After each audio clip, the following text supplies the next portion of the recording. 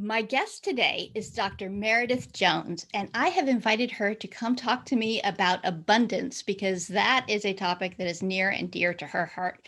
So, Meredith, could you start first by introducing us a little bit to you and what you do, and then we'll dive into our subject of abundance. So I am an emergency vet. I live in Richmond, Virginia, and I've been out of school for about 13 years now. And I have a couple of other projects that I work on. I became really passionate about personal finance as I was paying off my student debt. And I ended up taking a financial coaching course about 5 years ago. And then I started a Facebook group called Debt Free Vets. And so that is for veterinarians and veterinary students. And we talk about personal finance and we talk about student debt. And so started that group and ended up just joining more communities within the profession. And one of those communities was the Uncharted community.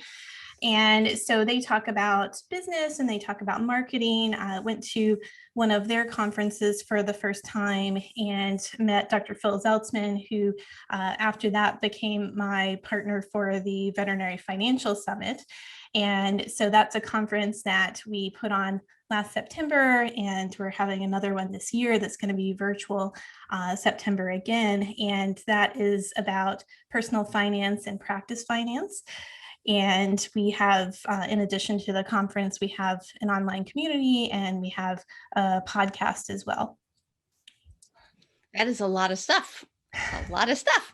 And then it all ties back to your own experiences graduating with a lot of student debt yourself and how you needed to set yourself up for success with that debt and moving forward from it. That's correct? Yes, exactly. So can you tell me, do you know like industry standards? Like what is an average amount of vet that a veterinary student would graduate with? It's probably around in the 180,000 range. And it's going up every year, and then the debt to income ratio goes up every year. And so that's an average across the board, but we're finding that there are a lot of vets who are carrying larger debt loads than that. It's really not uncommon for vets to graduate with over 200,000 and in some cases over 300,000 in student debt. And so there's also a growing population where they have less debt, but I think that's probably those folks who were lucky enough that their parents saved up a lot of money for them to go to vet school. And so there certainly aren't as many of those. The other thing when we're looking at the average student debt amount is that I think it's skewed low because it's based on surveys that the AVMA conducts. And so at the end of fourth year, they conduct a survey and it includes a question about debt. I think a lot of vet students are looking at how much they borrowed rather than how much they owe, and not necessarily thinking about how much interest has accumulated on the debt. And so I think that's one reason that 180,000 is maybe not as accurate as we would like to have as a number. Yeah. And you mentioned in there the debt to income ratio, which takes our topic and makes it applicable to all pet professionals in all fields, because you could have debt from any number of sources. Veterinary debt is obviously huge numbers that many of us can't imagine short of a house or something. But there are lots of people who are struggling with car debt and other kinds of debt, credit card debts, things like that. So can you just explain a little bit the concept of debt to income ratio? Because I think that might be something that a lot of people aren't really familiar with. Absolutely. So when we're talking about debt to income ratio, we're talking about the amount of debt that you owe. And in a lot of cases in the veterinary profession, it's categorized as just your student debt or just your vet student debt versus your income. But you could look at that across the board and say, okay, well, how much debt do you owe in general versus your income. And so there's different ways of looking at it, but overall, that's what it means is how much debt do you have versus your income. So for example, if a vet owed $200,000 in student debt and they made $100,000 a year, that's a 2-to-1 debt to income ratio. Thank you. And the word you and I chose was abundance. So here we are talking about debt and the constraining feel of debt and how that makes us feel smaller and uncomfortable and tight. Mm-hmm. And abundance is the word that when you and I were talking previously, that we were like, that would be a great subject to explore. So tell me, what does abundance mean to you?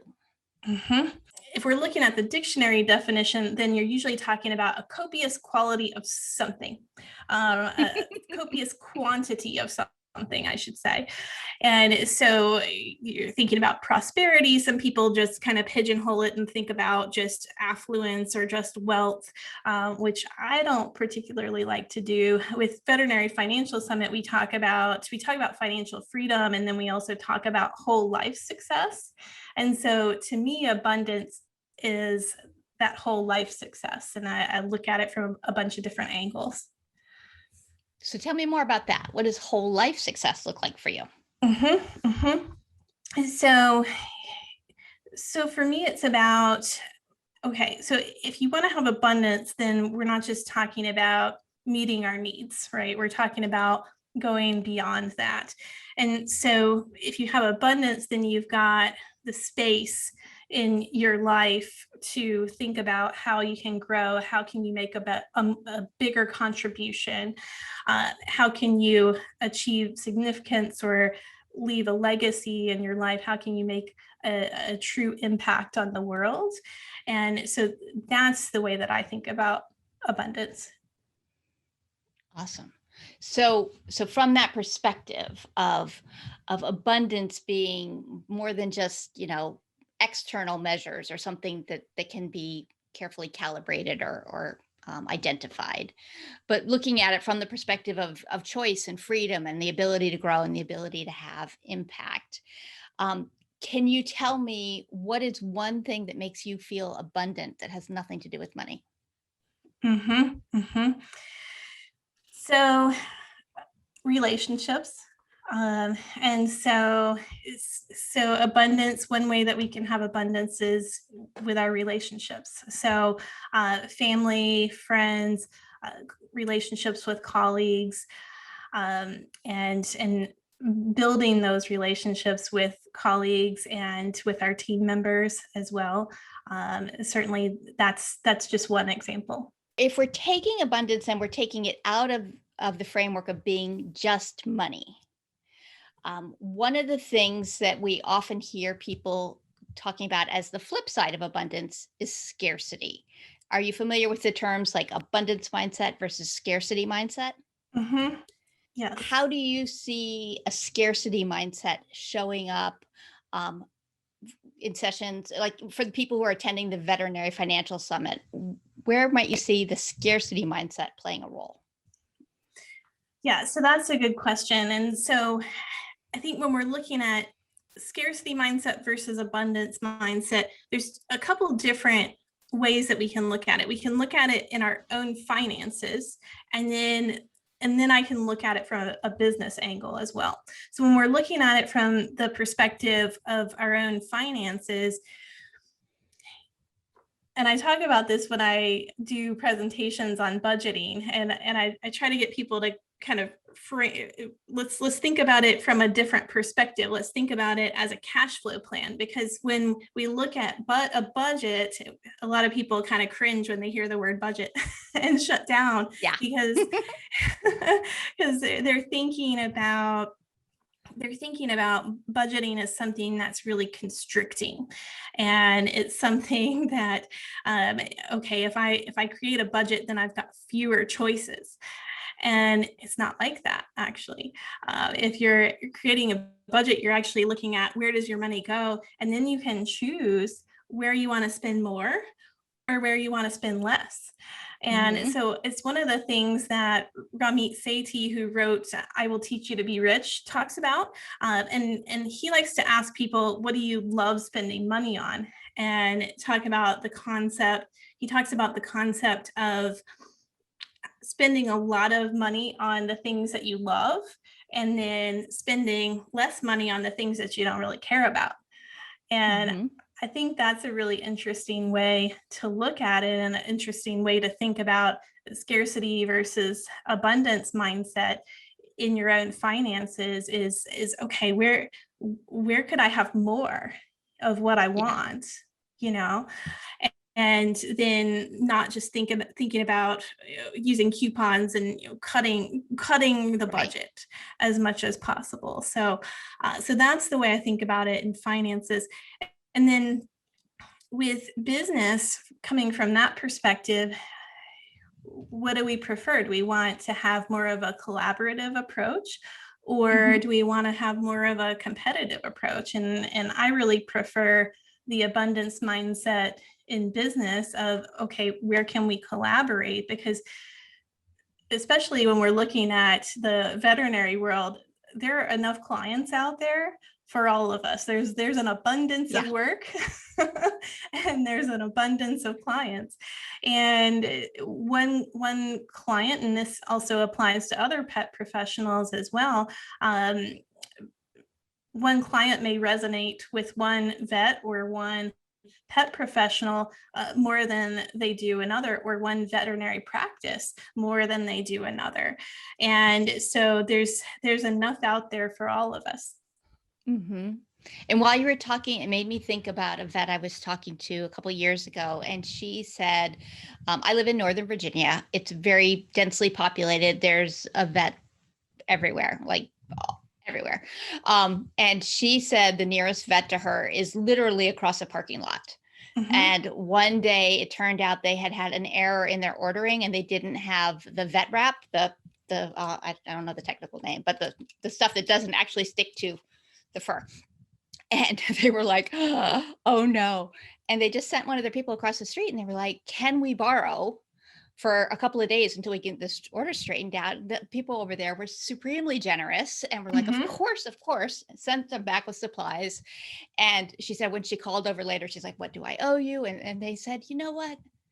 It happens. One day we might be sending someone to your door, and let's just consider it a gift. And she said, it would be easy to look at them as my competitor because they're really so close. And she said, but there really are enough dogs and cats for all of us. And for them to support me made me so much more likely to support them, and to be, like, of course, helping each other and being there. And I think that's a really good example of how abundance mindset and pieces can really create those relationships that you were talking about, the ones that are sort of built on um, trust and collaboration and the beauty of that. Mm-hmm. Yes, and one cool thing that I've heard about that has been going around since COVID started is there are veterinary hospitals that have started sending other vet hospitals in the area care packages and gift baskets. And they'll say, oh, we just are doing this to do a nice thing. And the only condition is that you do it for another practice in the area. Oh, how sweet. I love that. Mm-hmm. That's such an awesome example of abundance too. Yeah. That's a really beautiful example of that. I have not heard of that. So we'll have to see when this episode comes out if anyone can share that that's happened with their practice and that they've been able to pay it forward too. Pay it forward is sort of another example, I think, of an abundance mindset Mm-hmm. where when someone feels fully resourced, they have more time, energy, money, focus, compassion, whatever to give. And Mm-hmm. that it really helps, and to be able to manage all the areas of your life, and not, I mean, the money piece is a huge one, but all of the pieces play into how you're feeling, and how you're feeling affects how you're showing up, and that's a really important piece. So if somebody were to feel like, I think I'm sort of running around with a scarcity mindset. I think I'm sort of narrowly focused, and probably in the downside, feeling like I'm constrained by these thoughts. what would be a suggestion that you might have for them to help them broaden that view? Mhm. Yeah, and that's another good question. And I think at some point we just have to realize that there are an abundance of opportunities, out there in the world. And it's just because one person is successful, even in a little tiny niche field, just because one person is successful doesn't mean that you can't be successful in that same little niche field if you want to be. Mhm. And like I said, there are some people that just resonate or are attracted to one particular person over another, and that's even within a really small niche. And so I think it's more of just being aware of that and realizing it, and realizing that just because one person is successful, that doesn't take away from your ability to be successful, especially in this day and age, and everyone being online and having a lot of opportunities to, from a business perspective, to sort of promote ourselves, but then also a lot of opportunity to network with colleagues and get to know people in ways that we couldn't do when we were just in our little towns. Yeah. Which I imagine is one of the big benefits of your debt-free vet group, that Mhm. there is that connection and networking and ability to know that there's a shared interest there. Is that what you're finding? Yes, yes, absolutely. Yeah, we're seeing people connect, and we've actually got folks from all over the world who are in that group, and there's over 7,000 in the group now. And we're seeing people talk about things and have conversations that just weren't happening before. Yeah. It used to be that money was sort of a taboo topic. Back in 2016, there were organizations that started talking about debt more and started talking about, hey, we got to try to get our incomes up if we want to be able to retain people in the profession. Actually, that conversation was going on earlier than that as well. But people weren't exchanging information, and people Mhm. weren't having these, even just supportive conversations of, oh gosh, I'm really freaking out about my student debt, or I want to buy a house and I don't know where to start, or I want to own a practice and I don't know where to start. And Yeah. so just being able to start those conversations and hear from people all over the country or in other areas of the world who have had varied experiences. So, to being able to connect and talk with all of those people, I'm a huge believer in the power of connection and people having real conversations about real life. I think that that is where our most profound life-changing events typically occur, where we start to see a new possibility that often comes up in conversation. And by providing this forum where people can do that, and you said there are now 7,000 people in there doing that. Um, that seems to me like a very abundant legacy impact that you're having right now. Do you feel that? Do you feel like, wow, I created something. I created something unique and special and important. It's been great. It's been a great journey to see it grow, and really it's really about, of course, the folks who are in the group, but we did start small, and we started with a small set of conversations, and now we can see where it's easy for one person to post, and we could have somebody post about, hey, I finally paid off my student debt, and there's hundreds of people who will Right. respond to that and like the post or love the post. And so it's just great to be able to see people making those connections. That is really great. And I apologize for putting you on the spot there, but I love to champion people, particularly women, in moments where they've really made an impact and ask them if they see it. because I think so often we don't see it. We don't notice our own ripples because they're hard to see. But you did that. You created that. So I think that was a really important piece. So I celebrate it for you, even though I just made you uncomfortable because I could tell by all your body language. It was like, oh no. Well, thank you. But the 7,000 people are grateful and they're cheering each other on, but they're doing it because you created a space that made that a valued and important conversation. So I really appreciate that about you. So if we were thinking about like final thoughts for abundance, what would be a takeaway message for somebody on how to just start feeling more abundant or keeping it in their focus? There's a lot of different kinds of abundance. And so a lot of people think of money first, but there's certainly a whole lot more to it than that. So we've talked about abundance in business. We've talked about abundance in relationships. I think there's a way of looking at abundance from a wellness perspective, fitness Absolutely. and eating. So certainly from a wellness perspective as well. When we're thinking about our knowledge base and growing that as professionals in our career, there's certainly abundance in that way as well.